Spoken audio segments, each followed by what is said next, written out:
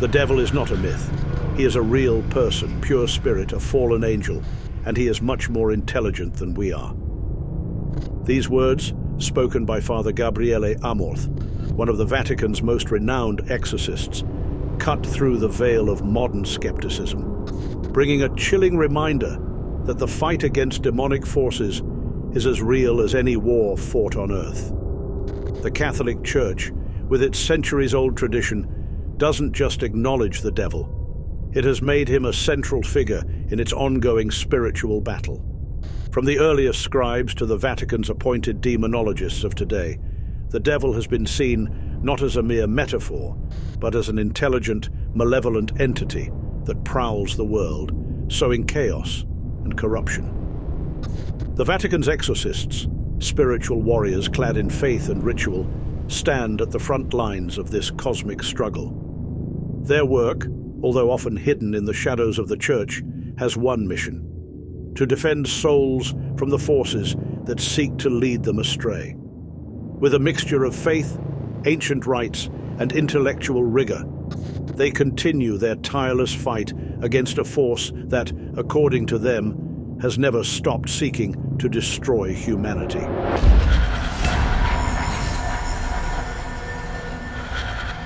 The origins of Vatican demonology trace back to the earliest Christian writings, where the devil is not simply a symbol of evil, but an actual, active force in the world. Early church fathers like St. Augustine and St. Jerome, grappling with the persistent presence of demonic influence in the world, were some of the first to articulate the reality of Satan and his legions. These early theologians didn't just acknowledge Satan as a concept. They understood him as a tangible, intelligent entity whose sole purpose was to corrupt the faithful and lead them into damnation. Augustine, for example, wrote extensively about the power and tactics of demons, warning that their influence could affect not only the individual soul, but the broader community.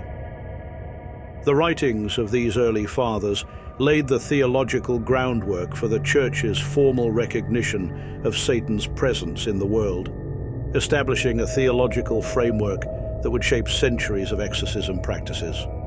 Exorcism itself did not emerge overnight, but evolved as the Church's response to these theological challenges.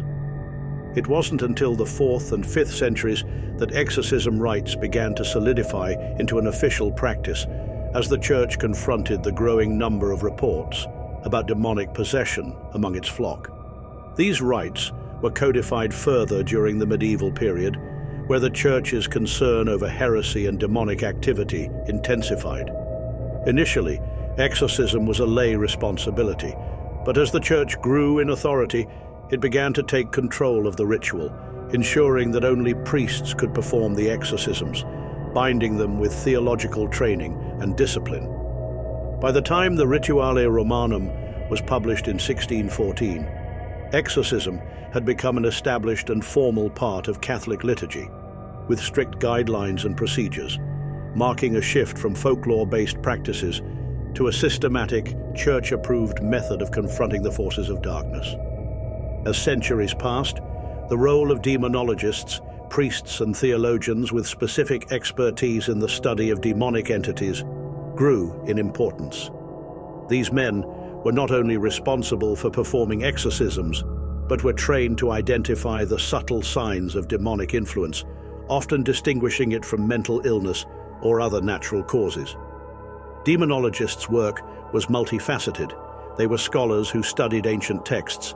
They advised church leaders on spiritual warfare, and they were, in many cases, the intellectual soldiers fighting a theological battle against Satan's forces. Throughout history, these spiritual warriors had a broad range of duties, from training others in the art of exorcism to engaging in the deep study of the occult.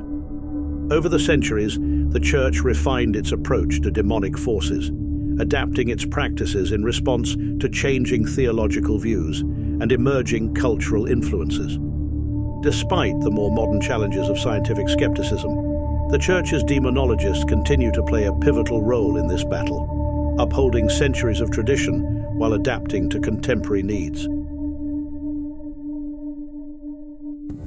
A Vatican demonologist is a priest or theologian who is specifically trained to confront the forces of darkness and defend the faithful from demonic influence.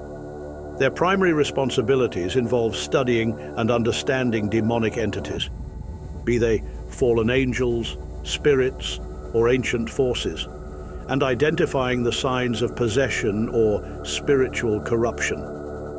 These specialists conduct and supervise exorcisms, carefully assessing the condition of those believed to be possessed and determining whether their suffering is caused by supernatural forces or psychological afflictions.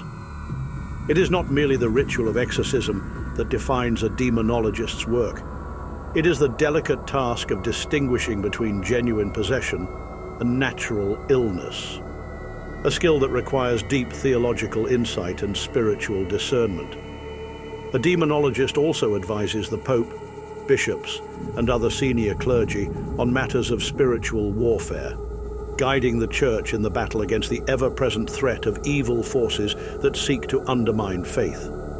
Furthermore, they are responsible for training new generations of priests in the sacred rites of exorcism, ensuring that these young men are adequately equipped for the spiritual combat they may one day face. The work of a Vatican demonologist is far from simple.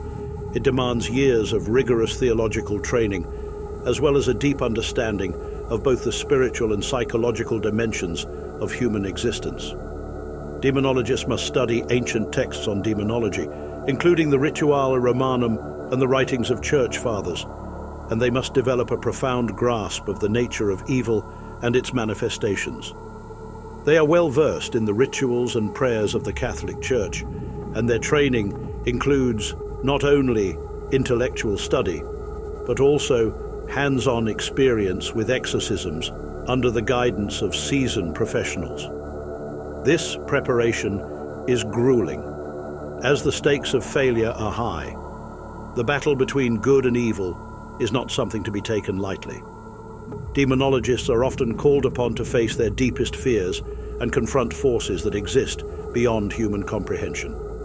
The sheer gravity of their work demands that they maintain unwavering faith, as well as a spiritual and mental resilience capable of withstanding the trauma of confronting dark, malevolent entities. Father Gabriele Amorth, perhaps the most famous exorcist in modern history, became the face of Vatican demonology in the late 20th century. Born in Italy in 1925, Amorth was drawn to the priesthood at a young age, dedicating his life to serving the Catholic Church. However, it was his work as an exorcist that would define his legacy. Amorth became the chief exorcist of the Diocese of Rome in 1986, a position that placed him at the heart of the Church's battle against demonic forces. Over the course of his life, Amorth claimed to have performed over 70,000 exorcisms, a staggering number that attests to both the frequency and intensity of his work. His reputation was built not only on the sheer volume of his exorcisms, but also on his personal experiences with the demonic realm, which he spoke about with chilling clarity. Amorth's work was often controversial. He staunchly defended the reality of demonic possession and condemned the growing skepticism surrounding the devil in modern times. His outspoken criticisms of the secular world and the Church's more progressive elements earned him both admiration and scorn, but his influence in the realm of demonology cannot be overstated. Amorth's books, including An Exorcist Tells His Story, have become fundamental texts for understanding the modern practice of exorcism. In his writings, Amorth shared personal anecdotes, often recounting his most intense and harrowing cases, offering insights into the methods and mental fortitude required to perform such a sacred and dangerous task. His work was grounded in a fierce faith, with Amorth frequently pointing out that exorcisms were a critical part of the Church's spiritual mission, not just a series of rituals. Despite the controversies surrounding his views, Amorth's legacy remains central to Vatican demonology. His advocacy for the reality of demonic possession his role in preserving traditional Catholic teachings on the subject, and his deep personal involvement in countless exorcisms have cemented his place as one of the most significant figures in modern demonology. Amorth's death in 2016 marked the end of an era, but his contributions to the field continue to influence exorcists and demonologists around the world. The Vatican takes a cautious but firm stance when it comes to demonic possession, recognizing it as a serious spiritual issue that requires careful discernment and official intervention. Exorcism for the Vatican is not a matter of superstition or folklore. It is a sacred rite grounded in centuries of theological tradition. The Church's official guidelines for exorcisms are outlined in the Rituale Romanum, a ritual book that sets the parameters for when and how an exorcism should be performed. Before proceeding with an exorcism, the Vatican requires that a thorough investigation be conducted, often involving medical professionals, to rule out any psychological or medical conditions that may explain the symptoms. The Church is particularly cautious about distinguishing between true demonic possession and mental illness, as modern psychology has greatly advanced in understanding disorders such as schizophrenia or dissociative identity disorder, which may present symptoms that resemble possession. Only after exhausting all other possibilities does the Church proceed with the solemn and dangerous ritual of exorcism. Despite the rise of secularism and modern skepticism, the Vatican remains unwavering in its belief in the existence of the devil and the reality of demonic possession. While many in the scientific and medical communities dismiss these phenomena as mere psychological or cultural aberrations, the Church holds firm to its doctrine. Vatican representatives, including high-ranking officials and exorcists, have repeatedly stated that the devil is a real and active force in the world, working tirelessly to lead humanity astray. Pope Francis, for instance, has publicly acknowledged the devil's influence, asserting that his presence in the world should not be underestimated. This stance has often placed the Vatican at odds with modern, secular viewpoints, but the Church continues to defend its position, viewing exorcism as an essential part of its spiritual mission. For the Vatican, the battle against evil is not just a theological concept.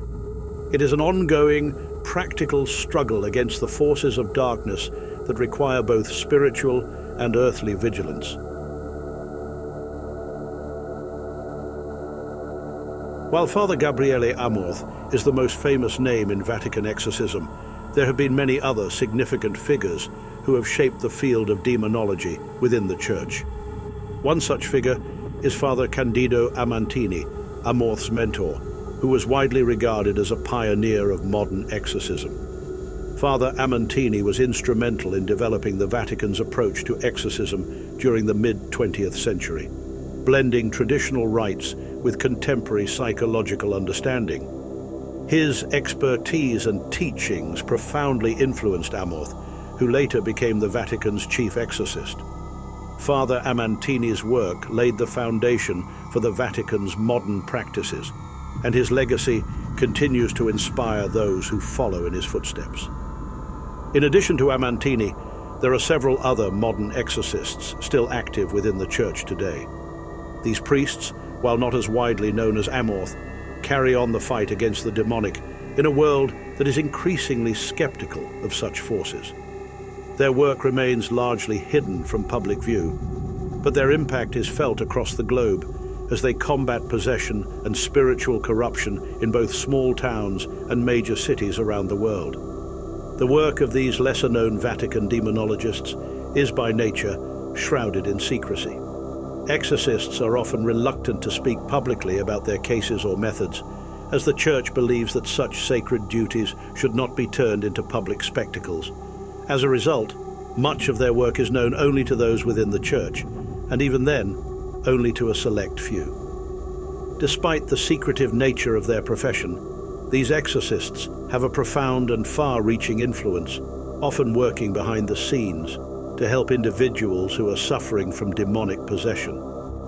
Some of these modern exorcists have worked with high-ranking Vatican officials to address cases of possession that have drawn public attention, while others quietly carry out their duties without ever making headlines. The global reach of these exorcists is significant, as the Catholic Church's network spans across continents, providing support for those dealing with spiritual warfare. Though they may not be as famous as Amorth, the work of these exorcists remains crucial to the Church's mission in the ongoing battle against the forces of darkness.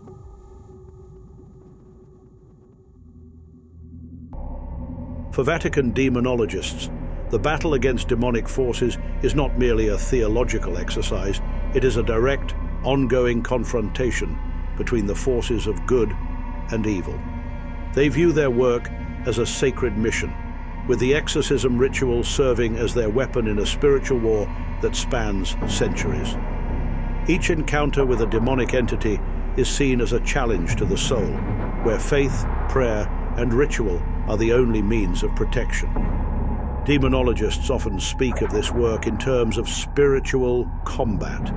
Each exorcism a battle, each prayer a shield, and each ritual a victory against the malevolent forces seeking to claim the souls of the faithful.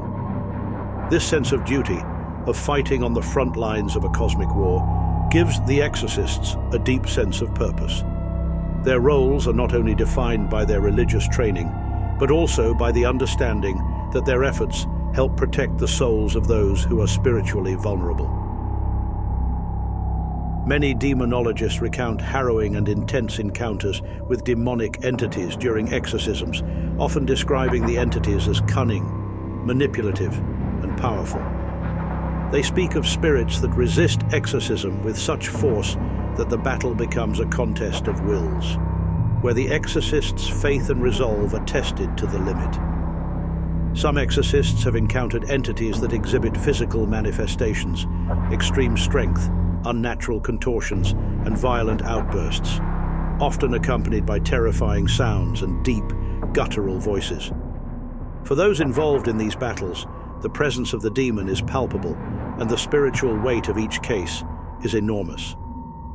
Despite the physical and psychological toll, demonologists maintain that the key to success lies in their unwavering faith.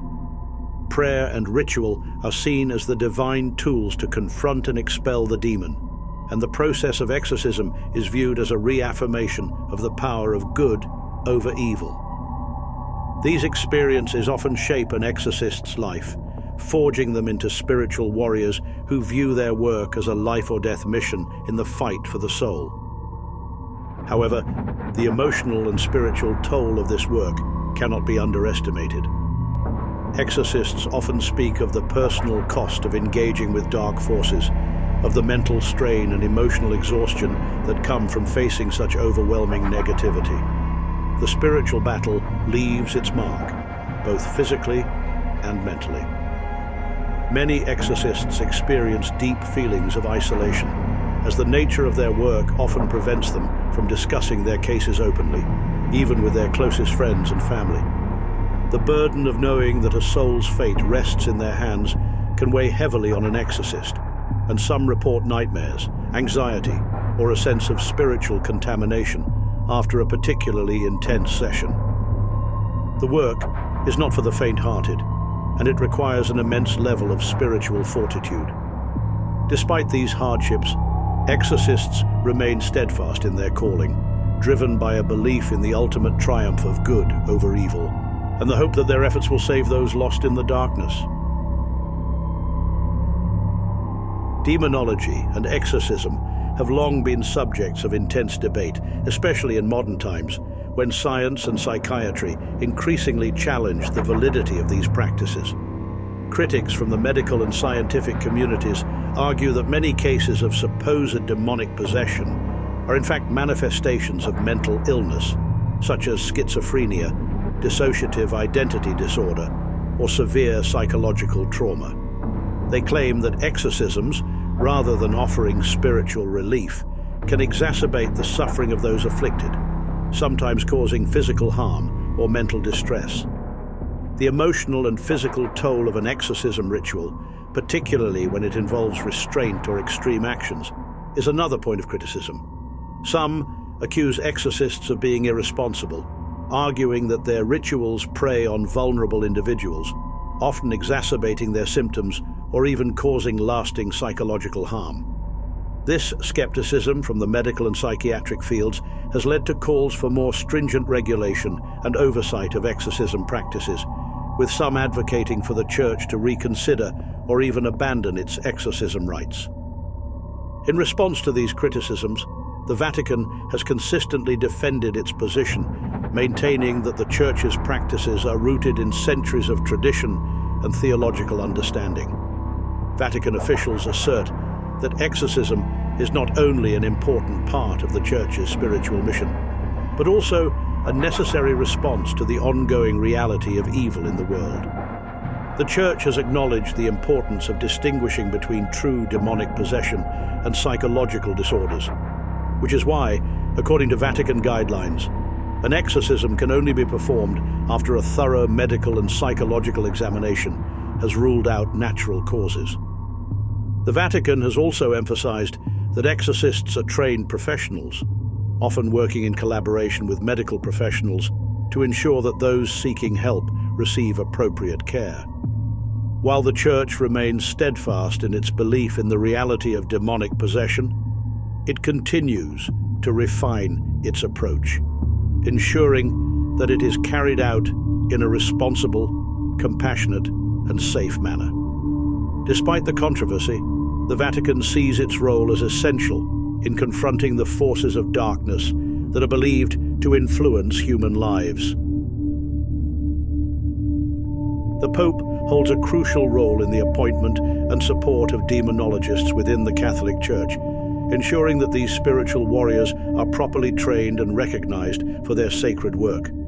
As the spiritual leader of over 1 billion Catholics, the Pope's endorsement lends weight and legitimacy to the practice of exorcism, reinforcing its importance as a key element of the Church's mission to combat evil. Pope Francis, in particular, has made notable comments about the devil, acknowledging the real and pervasive influence of evil in the world. In 2018, during a homily, Pope Francis emphasized the presence of the devil, stating, "The devil is real and he is active."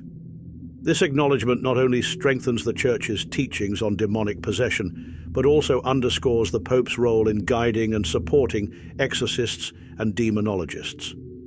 Through papal appointments, public support, and theological backing, the Pope continues to affirm the vital role of exorcism in the Church's spiritual warfare against evil. Demonology remains a relevant and significant aspect of the Catholic Church's spiritual mission, even in the modern era. While scientific advancements and secular perspectives have prompted many to question the existence of demonic forces, the Church continues to uphold its belief in the reality of the devil and the battle between good and evil. The enduring presence of exorcists and demonologists within the Vatican underscores the Church's commitment to confronting evil in all its forms, and their work serves as a reminder that, despite our advancements, there are still forces beyond human comprehension that require spiritual intervention.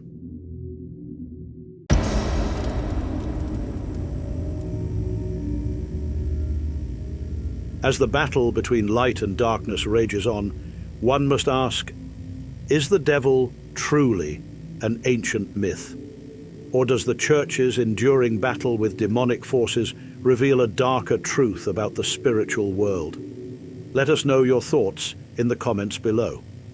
And until next time, may the light guide you through the shadows of the unknown.